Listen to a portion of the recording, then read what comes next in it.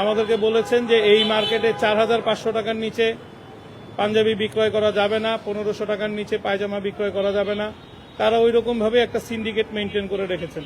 বিভিন্ন সময় তারা বিভিন্নভাবে দলবল নিয়ে মব সৃষ্টি করে আমাদের দোকানের উপরে আক্রমণ করেছেন। আমাদের একটা টার্গেটই হচ্ছে গিয়ে আমরা প্রতিটি গ্রাহকের কাছে ন্যায্য মূল্যে ভালো পণ্য বিক্রয় করে ইনসাফ করতে প্রতিজ্ঞাবদ্ধ। এই ইনসাফ করতে প্রতিজ্ঞাবদ্ধ হওয়ার কারণে যদি আমাদের বাধার সম্মুখীন হইতে হয় তাহলে আমরা ব্যবসা বন্ধ করে দিব। গতকালকে আমাকে বিভিন্ন নাম্বার থেকে ফোন করে ভয়ভীতি দেখানো হয়েছে যে একটা শোরুম বন্ধ করছি, বাকিগুলোও বন্ধ করে দিব, সুতরাং ভিডিও যা আছে সব ডিলিট করে দাও।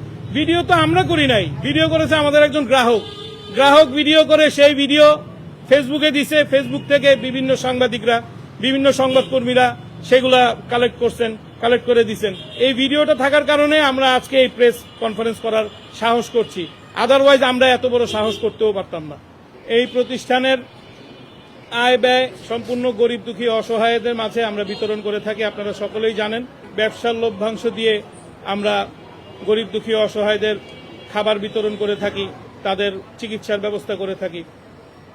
তারপর থেকে আমরা সবসময় মিডিয়ার আড়ালেই থেকেছি, কখনোই ফ্ল্যাশ হয়ে সামনে আসি নাই। তো আমরা ন্যায্য মূল্যে পণ্য বিক্রি করার যে প্রতিজ্ঞা, সেই প্রতিজ্ঞায় অটল থেকেই আমাদের ব্যবসা আমরা চালিয়ে যাচ্ছি।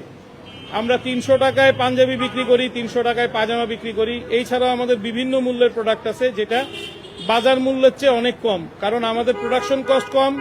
আমাদের কোম্পানিতে বিভিন্ন প্রকার প্রতিবন্ধীরা কাজ করেন, বিভিন্ন প্রকার হিজলা সম্প্রদায়ের লোক কাজ করেন, বিভিন্ন প্রকার মাদকাসক্ত ছিলেন পূর্বে, এখন ভালো হয়ে কাজ করছেন। তো তাদের কাছ থেকে আমি যেই রকম ভালোবাসা এবং কাজ পাচ্ছি, আমার সিস্টেম লস নাই, আমার প্রোডাক্টের কস্টিং প্রাইস কম, এবং আমাদের প্রতিষ্ঠান যেহেতু গরিব দুঃখী অসহায়দের মাঝে মুনাফা বন্টন করে, সেই ক্ষেত্রে আমাদের যারা সাপ্লায়ার আছে তারাও আমাদেরকে সুলভ মূল্যে প্রোডাক্ট দিয়ে থাকে।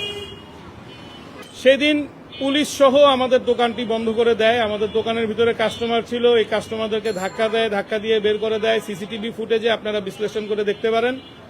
আমাদের গ্রাহক সংখ্যা বেশি আসার কারণে পুলিশ বন্ধ করে এই গেটের সামনে পুলিশগুলো দাঁড়িয়েছিল এবং আমাদের সারাদিনের ব্যবসা বন্ধ করে দেয়। ব্যবসা আমাদের যতটুকু বন্ধ করছে তার চেয়ে বেশি আমাদের দুঃখ হচ্ছে এই সাধারণ যেই গ্রাহক আমাদের আছেন, সবাই মধ্যবিত্ত। এই মধ্যবিত্তরা এই ঈদের কেনাকাটা করতে পারে নাই। আমরা প্রতিনিয়তই আমাদের পণ্যের দাম সুলভ মূল্যই রাখি। আমাদের একটা আজকে আপনাদের মাধ্যমে আমি সরকারকে জানাতে চাই, আমরা অনেক বাধা উপেক্ষা করে ব্যবসা পরিচালনা করে আসছি। আমাদেরকে সহযোগিতা সরকার করবে এই প্রত্যাশা আমরা সবসময় করি, কিন্তু কখনোই আমাদের মতন ব্যবসায়ীরা সরকারের কাছ থেকে কোনো সহযোগিতা পায় না।